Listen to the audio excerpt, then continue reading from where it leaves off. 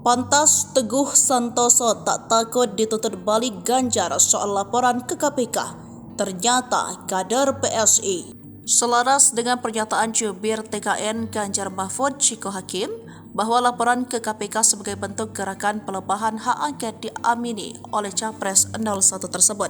Ganjar yang dilansir dari Kompas.com membantah penerimaan gratifikasi dan apa yang dituduh Sugeng dan IPW.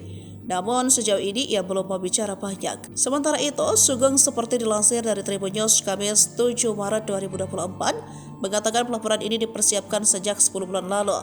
Namun menahan diri karena masih di masa Pilpres 2024. Ia mengaku mengambil resiko karena bisa jadi Ganjar Pranowo justru menuntut balik soal laporan gratifikasi. Namun sudah menjadi tugasnya sebagai visi misi Indonesia Police Watch yang ia pimpin, sehingga tak ada kaitannya dengan politik dan hak angket. Lantas, siapa Sugeng Teguh Santoso?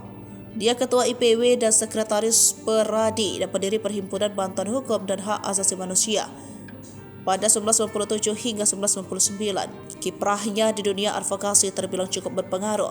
Pernah mendirikan Serikat Pengacara Indonesia, masuk tim advokat, tim kampanye Mega Hashim. Ternyata Sugeng menjabat Ketua DPD PSI Kota Bogor, sehingga isu soal politisi dalam pelaporan Ganjar menguat. Namun Sugeng membantah tudingan tersebut sebab dia sudah berkiprah sejak lama di IPW.